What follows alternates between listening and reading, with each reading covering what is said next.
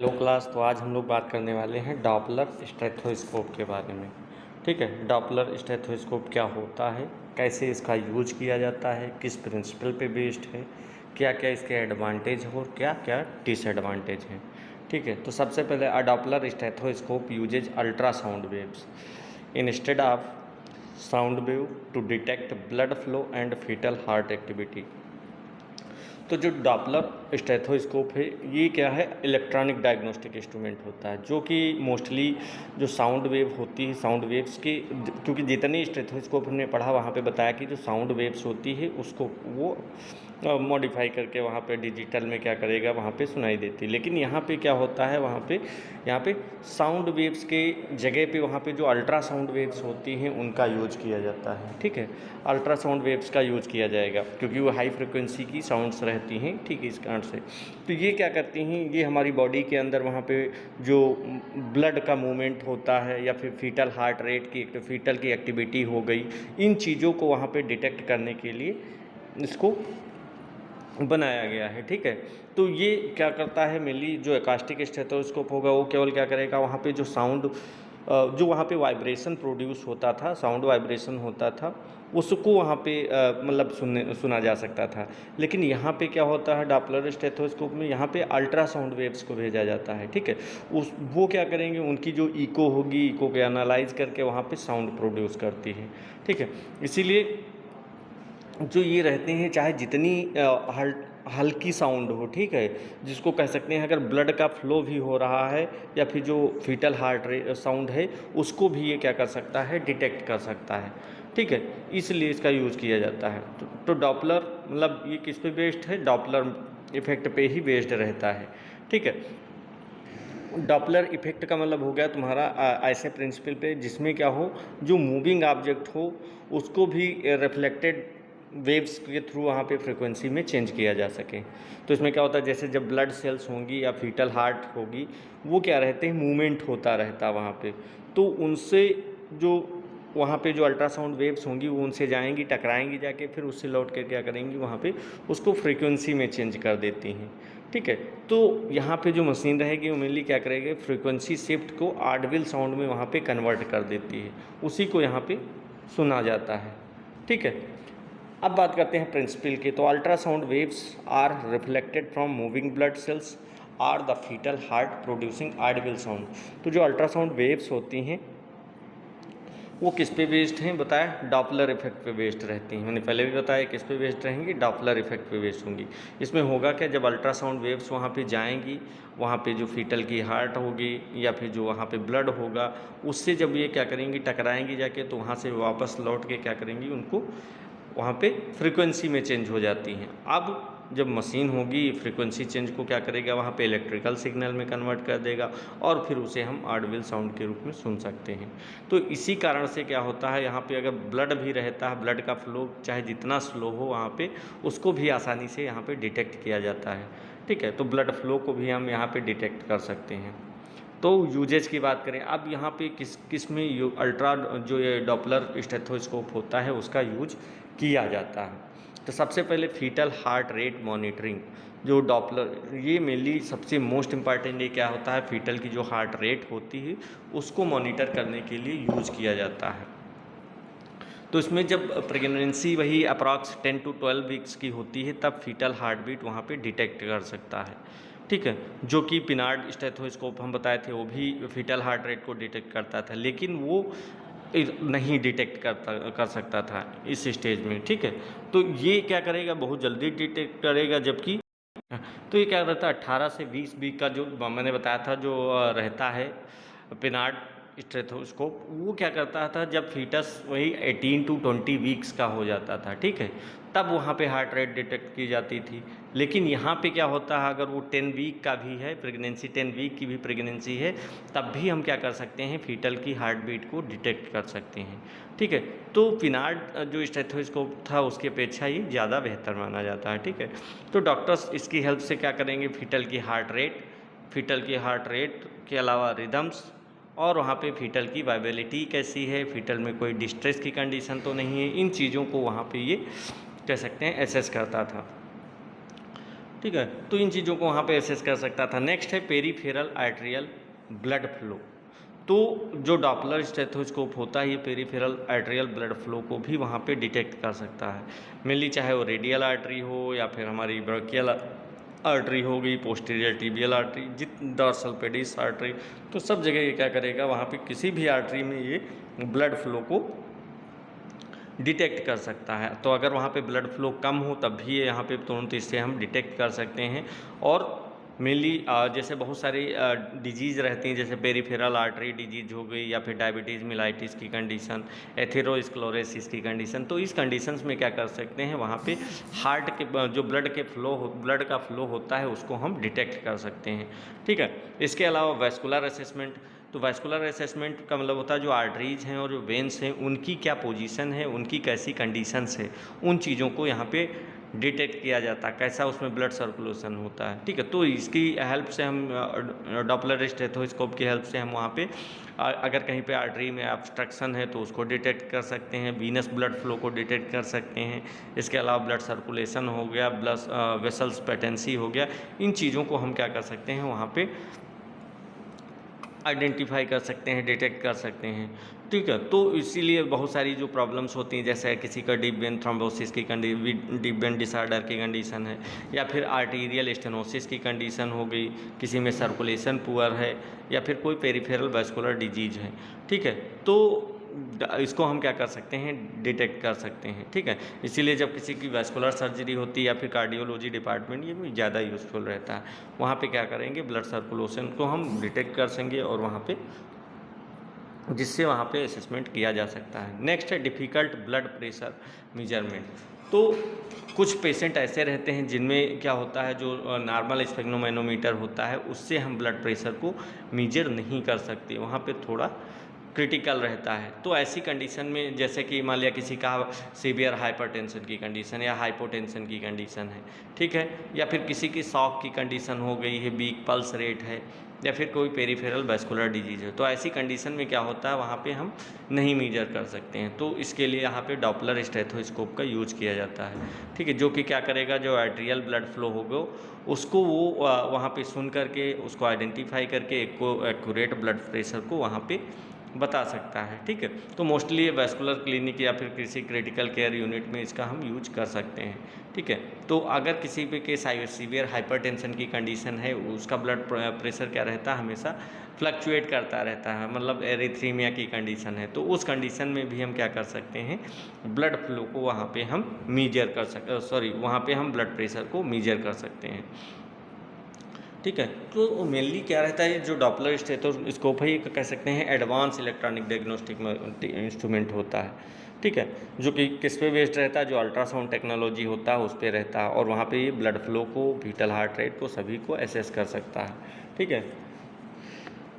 तो इसको mainly pregnancy care में क्या रहता है, इसका यूज किया जाता है जब वहाँ पे हार्ट कह सकते हैं फीटस का डेवलपमेंट हो रहा होता है, उस कंडीशन में अगर वहाँ पे कोई फीटस के एबनॉर्मलिटी है, उसके हार्ट में कोई एबनॉर्मलिटी है, तो उसको यहाँ पे डिटेक्ट किया जा सकता है। अब बात करते हैं इसके एडवांटेज के, क्या क्या एडवांटेज हैं। तो सबसे पहले detects very weak blood flow. तो जो डॉपलर, ये मैंने बताया था, जो डॉपलर स्टेथोस्कोप है ये क्या करेगा, चाहे जितना स्लो ब्लड फ्लो हो उसको भी ये क्या करता है, आसानी से डिटेक्ट कर सकता है।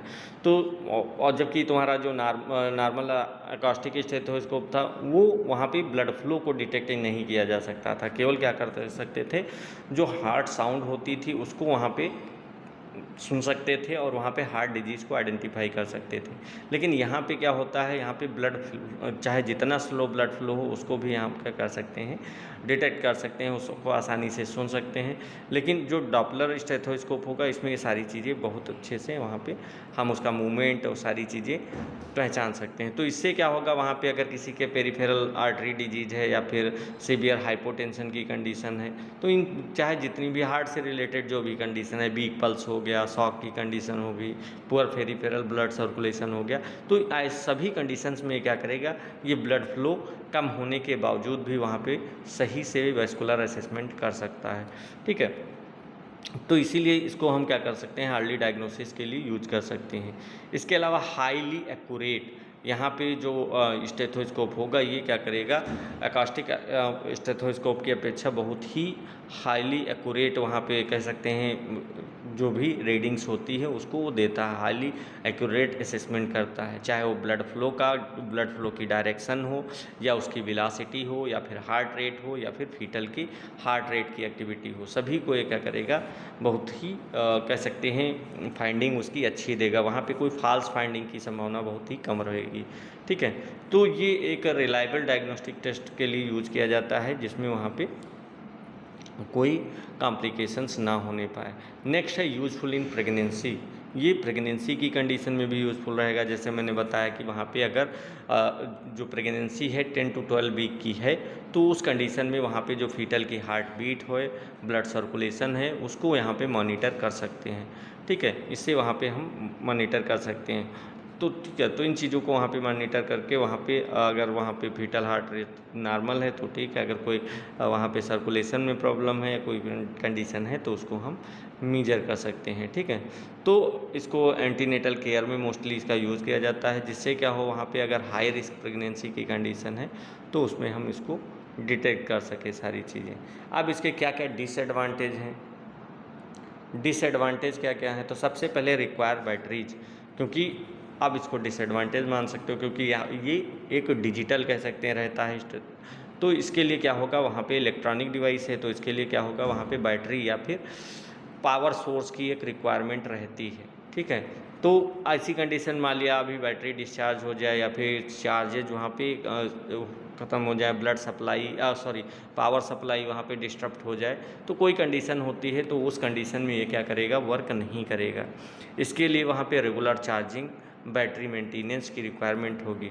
तो ये एक कह सकते हैं इसका लिमिटेशंस मान सकते हैं। ठीक है, तो नेक्स्ट है मोर एक्सपेंसिव, जो डॉपलर स्टेथोस्कोप रहता है ना, जितने भी हमने अभी तक स्टेथोस्कोप किए सबसे उसमें कास्टली जो स्टेथोस्कोप रहता है वो यही रहता है। ठीक है, अकास्टिक स्टेथोस्कोप हो या फिर पिनार्ड स्टेथोस्कोप हो, सभी की अपेक्षा ये क्या रहेगा, ज़्यादा एक्सपेंसिव रहता है। इसी कारण से जो अल्ट्रासाउंड टेक्नोलॉजी हो गई या फिर इलेक्ट्रॉनिक, उसका मिली यही कारण रहता है क्योंकि यहाँ ये एक अल्ट्रासाउंड टेक्नोलॉजी रहती है। ठीक है, हाईली क्वालिटी प्रोब्स यहाँ पे होते हैं, जो प्रोब्स रहेंगे बहुत ही हाई क्वालिटी का रहता है। ठीक है, इसके अलावा डिजिटल प्रोसेसर हो गए, इलेक्ट्रॉनिक सर्किट्स हो गए, स्पीकर्स, एम्पलीफायर्स, ये सारी चीज़ें यहाँ पे एक एडवांस कंपोनेंट्स यूज किए जाते हैं, इसलिए इसकी मैन्युफैक्चरिंग कास्ट क्या रहेगी, बहुत ही हाई रहती है। तो मोस्टली इनको क्या हम देखते हैं जो हेल्थ केयर सेंटर्स रहते हैं केवल वहीं ये प्रेजेंट रहते हैं। ठीक है, और बहुत ही कम क्वांटिटी में प्रेजेंट रहेंगे। सेकेंड है नीड्स प्रॉपर ट्रेनिंग, तो इसको करने के लिए जो डॉपलर स्टेथोस्कोप है इसको करने के लिए वहाँ पे प्रॉपर ट्रेनिंग की रिक्वायरमेंट होती है कि जो एग्जामिनर को वहाँ पे पता होना चाहिए कि प्रोब्स कहाँ रखना है, अल्ट्रासाउंड जेल का सही यूज कैसे करेंगे, फीटल हार्ट रेट साउंड जो रहती है, फीटल हार्ट साउंड हो गई, उसकी हार्ट रेट हो गई, और इसके अलावा मैटरनल ब्लड फ्लो हो गया, इसमें कैसे हम डिफ्रेंशिएट करेंगे, कैसे उसको हम आइडेंटिफाई करेंगे। ठीक है, और इसके अलावा मशीन्स की सेटिंग हो गई, कैसे उसको एडजस्ट करना है। ठीक है, तो ये सारी चीज़ें वहाँ पे बहुत ज़्यादा रिक्वायरमेंट होती हैं, इसीलिए इसको जो कौन करता है, जो वहाँ पे मोस्टली जो रेडियोलॉजिस्ट होता है उसके थ्रू ही ये किया जाता है। ठीक है, तो अगर सही से ट्रेनिंग ना हो, इनकरेक्ट इंटरप्रिटेशन होगा, फॉल्स डायग्नोसिस हो सकती है। ठीक है, इसीलिए इसको यहाँ पे ट्रेन डॉक्टर या फिर कोई रेडियोलॉजिस्ट मोस्टली करते हैं। इसके अलावा जो आप्स के भी डॉक्टर रहते हैं जिनको हम कह सकते हैं गायनकोलॉजिस्ट कहते हैं, वो भी कर सकते हैं, और वास्कुलर स्पेशलिस्ट जैसे कार्डियोलॉजिस्ट हैं वो भी इसको कर सकते हैं। ठीक है, तो वो केवल इसको करते हैं, इसके थ्रू वहाँ पे डिटेक्ट कर सकते हैं। बाकी अगर इसकी बात की जाए तो ये बहुत ही हाईली और एक्यूरेट इलेक्ट्रॉनिक डायग्नोस्टिक इंस्ट्रूमेंट होता है, लेकिन ये ज़्यादा कॉस्टली भी होता है। ठीक है, बाकी ये अच्छा है, ब्लड फ्लो को, फीटल हार्ट रेट को, फीटल की एक्टिविटी को, सभी को असेसमेंट उसका कर सकता है। ठीक है, चाहे जितना भी ब्लड फ्लो हो, वेस्कुलर डिजीज हो या प्रेगनेंसी हो, सभी को ये कह सकते हैं एक्यूरेट वहाँ पे डायग्नोसिस करेगा। लेकिन ये क्या रहेगा, बहुत ही कास्टली रहता है, प्लस इसके लिए क्या होना चाहिए, डॉक्टर्स जो रहते हैं रेडियोलॉजिस्ट वही केवल इसको कह सकते हैं, जो ट्रेंड डॉक्टर होंगे वही इसको कर सकते हैं। ठीक है, ठीक है, तो ये था। अब नेक्स्ट हम लोग बात करने वाले हैं टीचिंग स्टेथोस्कोप के बारे में। अब टीचिंग स्टेथोस्कोप का, तो टीचिंग स्टेथोस्कोप मेनली कह सकते हैं इसका उपयोग मेडिकल टीचिंग के लिए या फिर क्लिनिकल ट्रेनिंग के लिए ही किया जाता है, ठीक है।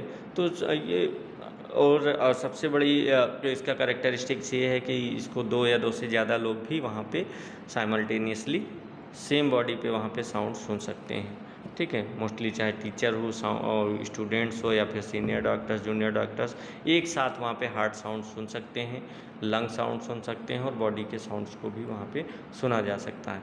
इससे क्या होगा, वहाँ पे टीचर्स होगा वो तुरंत बता सकता है कि स्टूडेंट सही से साउंड सुन पा रहा है या नहीं सुन पा रहा है, क्योंकि दोनों लोग सुन रहे होंगे तो वहाँ पे सारी चीज़ें पता चल जाएंगी। इसके अलाउ टू मोर पीपल्स, ठीक है, मैंने बताया 2 या 2 more peoples in listing to the simultaneously, वहाँ पे 2 या 2 से ज़्यादा सेम स्टूडेंट वहाँ पे इसको सुन सकते हैं, ठीक है। स्टूडेंट्स या फिर टीचर स्टूडेंट्स दोनों सुन सकते हैं, ठीक है। तो एग्जामिनर के साथ वहाँ पे कह सकते हैं दोनों लोग सुन सकते हैं। लेकिन ये क्या जो टीचिंग ये क्या रहेगा, इसमें डबल ट्यूबिंग होती है, ठीक है। इसके कारण वहाँ पे चेस्ट पीस भी क्या रहेंगे, एक चेस्ट पीस से क्या होगा, वहाँ पे 2 एग्जामिनर्स एक साथ अकॉस्टिकेशन उसका कर सकते हैं, ठीक है। तो इससे क्या होगा, वहाँ पे लाइव डिमॉन्स्ट्रेशन की पॉसिबिलिटी भी रहती है। Listen to the same body sound simultaneously, कहने का मतलब होगा जो चेस्ट पीस होगा पेशेंट की बॉडी पे रखेंगे तो जो प्रोड्यूस होगी वहाँ पे साउंड वाइब्रेशन वो दोनों आई पीस में वहाँ तक पहुँचेगी। तो 2 पर्सन्स वहाँ पे बिल्कुल हार्ट साउंड को, ब्रीथ साउंड को या फिर बाउल साउंड को सुन सकते हैं। इससे क्या होगी, वहाँ पे जो लिसनिंग होगी बहुत ज़्यादा एक्यूरेट होगी और इफेक्टिव होती है। अगर इसके स्ट्रक्चर्स की बात की जाए, जो स्ट्रक्चर्स रहता है, तो सबसे पहले डुअल आई पीसेस, तो मैंने बताया क्योंकि टीचिंग स्टेथोस्कोप है तो इसमें क्या रहेंगे, 2 अलग अलग सेट्स में वहाँ पे आई पीस होंगे, ठीक है। एक टीचर के लिए होता है, दूसरा स्टूडेंट के लिए होता है। दोनों एग्जामिनर अपने अपने आई पीसेस को पहन करके वहाँ पे एक ही समय पे सेम साउंड सुन सकते हैं, ठीक है। इससे क्या होगा, वहाँ पे जो क्लिनिकल टीचिंग होगी वो भी आसान हो जाती है, ठीक है। इसके अलावा डबल ट्यूबिंग होता है। डबल ट्यूबिंग होने से क्या होगा, वहाँ पे क्योंकि चेस्ट पीस भी 2 हैं तो 2 अलग चेस्ट पीस के लिए क्या होगा, 2 अलग अलग वहाँ पे ट्यूबिंग रहती है, जिससे वहाँ पे 2 अलग अलग साउंड ट्यूब्स निकली रहेंगी तो दोनों क्या होंगे, वहाँ पे जो साउंड का लीकेज होगा वो भी कम हो जाएगा और दोनों एग्जामिनर वहाँ पे आसानी से इक्वल साउंड सुन सकेंगे, ठीक है। और साउंड की क्वालिटी भी वहाँ पे डिक्रीज नहीं होगी, ठीक है। तो दोनों पर्सन्स को वहाँ पे क्या रहेगा, एक्यूरेट वहाँ पे एकॉस्टिक क्वालिटी मिलेगी, ठीक। नेक्स्ट है शेयर्ड चेस्ट पीसेज। तो यहाँ पे क्योंकि 2 चेस्ट पीस रहते हैं तो वहाँ पे शेयर्ड चेस्ट पीस कहा जाता है, क्योंकि एक ही चेस्ट पीस से क्या करेंगे, वहाँ पे शेयर करेंगे, ठीक है। यहाँ पे जिससे तो सारी चीज़ें वहाँ पे कलेक्ट करके डबल ट्यूबिंग के थ्रू वहाँ पे सुना जा सकता है, ठीक है। तो दोनों जगह दोनों पर्सन्स वहाँ पे सेम क्लिनिकल फाइंडिंग को सुन सकते हैं, ठीक है। तो सबसे मोस्टली ये जो टीचिंग स्टेथोस्कोप का यूज कह सकते हैं यूज है, तो मोस्टली कहाँ पे, जो मेडिकल कॉलेज हो गए या फिर कोई टीचिंग हॉस्पिटल्स हो गए, नर्सिंग कॉलेज हो गए, वहाँ पे उसका यूज किया जाता है, ठीक है। तो इससे क्या होगा, जो साउंड होगा वो जो एस्कल्टेशन कह सकते रहेगा, वो स्टूडेंट को सही टेक्निक्स सिखाने में, हार्ट मर्मर साउंड हो गया, लंग साउंड हो गया, कैसे अब नॉर्मल बॉडी की साउंड को आइडेंटिफाई करेंगे, ठीक है, इन चीज़ों के लिए वहाँ पे यूज करते हैं। तो टीचर और स्टूडेंट एक ही समय पर वहाँ पे क्लिनिकल साउंड को सुन सकते हैं, ठीक है। जिससे क्या होगी, लर्निंग, डिस्कशन, क्लिनिकल एक्यूरेसी सारी चीज़ें वहाँ पे बेहतर रहेंगी, ठीक है। नेक्स्ट है इसके यूजेस की बात करें तो मेडिकल एजुकेशन, मैंने बताया इसका सबसे ज़्यादा यूज़ कहाँ पे रहेगा, मेडिकल एजुकेशन की कंडीशन में, ठीक है। क्योंकि यहाँ पे जितने भी मेडिकल एजुकेशन के, चाहे वो MBBS हो, BNYS, जितने भी कोर्सेज रहते हैं मेडिकल स्टूडेंट्स होंगे वो एस्कल्टेशन स्किल को सीखने के लिए इसका यूज करते हैं, ठीक है। तो इसमें क्या होगा, जो टीचर और स्टूडेंट्स क्योंकि एक साथ वहाँ पे सारी चीज़ों को सुन सकते हैं, चाहे वो हार्ट साउंड हो, लंग साउंड हो, बाउल साउंड हो या फिर हार्ट मर्मर की साउंड हो, तो सभी को क्या करेंगे, सुन सकेंगे। इससे क्या हो जाएगा, थ्योरेटिकल नॉलेज को प्रैक्टिकल लर्निंग के रूप में वहाँ पे आसान हो जाता है, ठीक है। तो क्लिनिकल टीचिंग के लिए एक इम्पॉर्टेंट इंस्ट्रूमेंट मान सकते हैं इसको। नेक्स्ट है नर्सिंग टीचिंग। तो नर्सिंग स्टूडेंट को भी वहाँ पे पेशेंट असेसमेंट या फिजिकल एग्जामिनेशन सिखाने के लिए इसका यूज किया जाता है। ठीक है, तो इसकी हेल्प से वही सारी चीज़ें होंगी, चाहे ब्लड प्रेशर हो, ब्रीदिंग साउंड हो, हार्ट साउंड हो। ठीक है, नॉर्मल एबनॉर्मल बॉडी में डिफरेंशिएट जो बॉडी साउंड रहेगी उसमें डिफरेंशिएट कैसे करेंगे, तो टीचर वहाँ पे तुरंत स्टूडेंट को कह सकते हैं बता सकता है कि सही साउंड कौन सी होती है, सही है या नहीं है। ठीक है, तो प्रैक्टिस स्किल के लिए बेस्ट रहता है। नेक्स्ट है क्लिनिकल डिमॉन्स्ट्रेशन। तो क्लिनिकल डिमॉन्स्ट्रेशन के दौरान वहाँ पे जो टीचर्स होगा किसी पेशेंट पर लाइव एग्जामिनेशन कह सकते हैं लाइव एग्जामिनेशन करके वहाँ पे स्टूडेंट को रियल टाइम बॉडी साउंड को सुनाता है। ठीक है, तो वो चाहे व्हीजिंग साउंड हो या फिर क्रिकल साउंड हो, और इसके अलावा स्टेनोसिस अगर है एओर्टिक वाल्व में या मिट्रल वाल्व में तो उसको भी मरमर साउंड सुनाई देगी। और थर्ड हार्ट साउंड होगी जिसको हम गैलोप साउंड कहते हैं, फोर्थ हार्ट साउंड होगी। तो टीचर और स्टूडेंट दोनों ही एक समय पे सुन के उसको सेम क्लिनिकल साउंड सुन के वहाँ पे डायग्नोस करना सिखा सकते हैं। ठीक है, तो इससे क्या होगा वहाँ पे जो सिखाना रहेगा और आसान हो जाता है और इफेक्टिवली भी रहता है। ठीक है, तो ये यूजेज हो गए। नेक्स्ट हम लोग बात करने वाले हैं एडवांटेज के बारे में। अब इसके एडवांटेज क्या क्या होते हैं, तो सबसे पहला एडवांटेज है teacher and students here the same sound. Teacher और स्टूडेंट टीचिंग स्टेथोस्कोप की सबसे बड़ी कह सकते हैं मेजर एडवांटेज यही रहता है कि दो लोग एक साथ यहाँ पे सुन सकते हैं। तो यहाँ पे टीचर और स्टूडेंट एक ही समय पे वहाँ पे सेम बॉडी साउंड सुनेंगे। अगर वहाँ पे कोई हार्ट मर्मर या एक्स्ट्रा हार्ट साउंड या फिर कोई एबनॉर्मल ब्रीदिंग साउंड हो तो टीचर्स उसकी तुरंत क्या करेगा, उसको आइडेंटिफाई कर सकेगा और वहाँ पे मिस इंटरप्रिटेशन की प्रॉब्लम्स वहाँ पे कम हो सकती है। ठीक है, इसके अलावा improves clinical learning. Clinical learning का मतलब हो गया वहाँ पे जो क्योंकि टीचर जो रहेगा और स्टूडेंट दोनों को एक सेम फाइंडिंग सुनती हैं तो इसीलिए वहाँ पे क्लिनिकल लर्निंग ज़्यादा इफेक्टिवली वहाँ पे हो जाती है।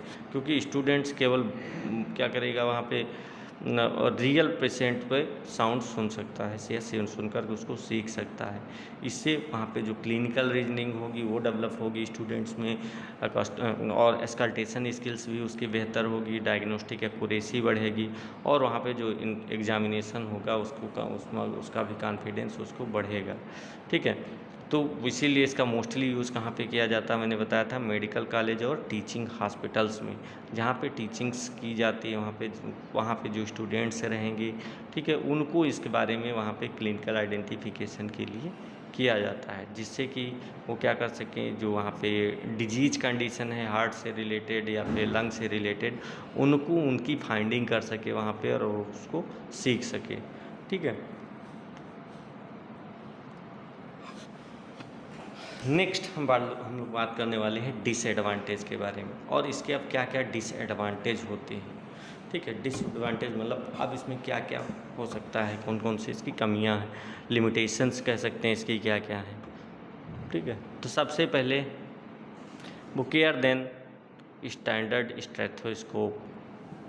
ठीक है, क्योंकि यहाँ पे टीचिंग स्टेथोस्कोप में मेनली बताया क्या डुअल आईपीस रहेगा, डबल ट्यूबिंग रहती है, इसके कारण यहाँ पे इसका जो साइज होगा वो क्या रहेगा स्टैंडर्ड स्टेथोस्कोप की अपेक्षा बहुत ही लार्ज होता, बहुत ही बड़ा रहेगा साइज।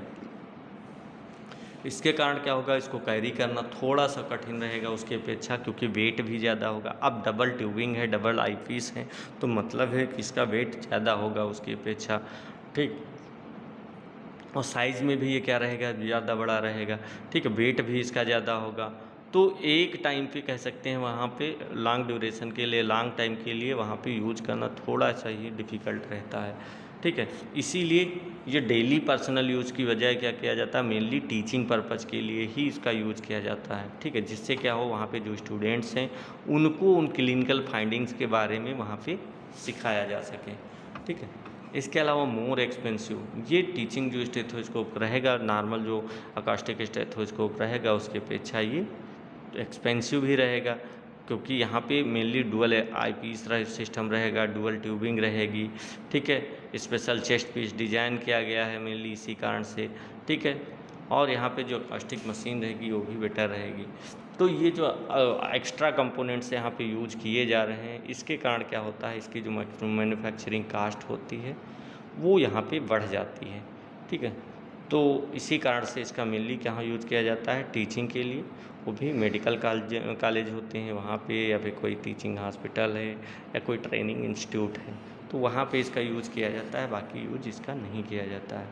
ठीक है, तो 2 स्टेथोस्कोप के बारे में पढ़े यहाँ पे। तो इसका मेनली पर्पज़ क्या रहेगा टीचिंग स्टेथोस्कोप का, एजुकेशन इंस्ट्रूमेंट्स कह सकते हैं, एजुकेशनल पर्पज़ के लिए इसका यूज़ किया जाता है। ठीक है, जिससे क्या हो, जो क्लिनिकल टीचिंग हो ज़्यादा और ज़्यादा उसको इफेक्टिव बनाया जा सके। ठीक है, जब क्योंकि जो टीचर होगा और स्टूडेंट्स होगा एक साथ दोनों यहाँ पे सेम हार्ट साउंड सुनेंगे, लंग की साउंड सुनेंगे, या फिर कोई भी बॉडी साउंड होती है उसको सुनते हैं। अगर वहाँ पे कोई भी कह सकते हैं अब नॉर्मल हार्ट साउंड हो गया या नॉर्मल हार्ट साउंड सुनाई देती है, तो वहाँ पे जो स्टूडेंट्स होगा उसके एक्सकल्ट्रेशन स्किल हो गई, क्लिनिकल कॉन्फिडेंस हो गया, या डायग्नोस्टिक एक्यूरेसी हो गया, उसमें वो क्या करता है, इम्प्रूवमेंट कर सकता है। ठीक है, तो इस कारण से यहाँ पे इसका यूज किया जाता है। तो हमने अलग अलग स्टेथोस्कोप के बारे में पढ़े। ठीक है, अब इसको हम अब इसके बारे में नेक्स्ट क्लास में पढ़ेंगे कि यूजेज क्या होते हैं। ये जो स्टेथोस्कोप हमने पढ़ा उसमें कहाँ कहाँ इसका यूज किया जाता है और कैसे करते हैं इसका यूज। ठीक है, तो मैंने 2 स्टेथोस्कोप के बताया, जिसमें पहला था तुम्हारा डॉपलर इम्पॉर्टेंट है। डॉपलर मेनली क्या होता है, प्रेगनेंसी की कंडीशन में इसको ज़्यादा यूज किया जाता है, क्योंकि वहाँ पे जो फीटल हार्ट रेट हो के अलावा फीटल का जो ब्लड फ्लो होता है उसको यहाँ पे हम डायग्नोस कर सकते हैं। ठीक है, तो इस कारण से ज़्यादा इम्पॉर्टेंट रहता है। मोस्टली इसका यूज मोस्ट ऑफ केसेज में जो प्रेगनेंसी की कंडीशन रहती है उसमें यूज किया जाता है। इसके अलावा वहाँ पे कोई ऐसा पेशेंट है जिसमें वहाँ पे सर्कुलेशन पुअर है, ठीक है, या फिर पल्स रेट उसकी बहुत ज़्यादा वीक है, तो उस कंडीशन में यूज़ करते हैं, क्योंकि वीक पल्स होने के कारण वहाँ पे जो नॉर्मल स्टेथोस्कोप होते हैं उनसे वहाँ पे नहीं सुन सकते हैं। ठीक है, और ये क्या रहता है, डॉपलर होता है, इस कारण से यहाँ पे चाहे जितना वीक पल्स हो या फिर चाहे जितना पुअर सर्कुलेशन हो वहाँ पे, उसको यहाँ पे असेसमेंट उसका किया जा सकता है। ठीक है, चाहे जितना, तो जब असेसमेंट कर लेंगे तो उसको हम अर्ली डायग्नोस भी कर सकते हैं। और इसके अलावा सबसे बड़ी खासियत इसकी ये है कि ये हाईली एक्यूरेट होता है। ठीक है, यहाँ पे जो रिपोर्ट्स रहेगी वो हाईली एक्यूरेट रहेगी, सारे पैरामीटर्स वहाँ पे बहुत ही ज़्यादा कह सकते हैं एक्यूरेसी के साथ वहाँ पे निकलते हैं। ठीक है, तो इस कारण से प्लस यहाँ पे डॉक्टर्स रहते हैं, एक्सपर्ट डॉक्टर हो गया, रेडियोलॉजिस्ट या फिर तुम्हारा गायनकोलॉजिस्ट हो गया, कार्डियोलॉजिस्ट, वो यहाँ पे करते हैं, जिससे वहाँ पे एक्यूरेसी और ज़्यादा बढ़ जाती है वहाँ पे। ठीक है, कहाँ पे पोजीशन है, कहाँ पे क्या कंडीशन है, ये कारण।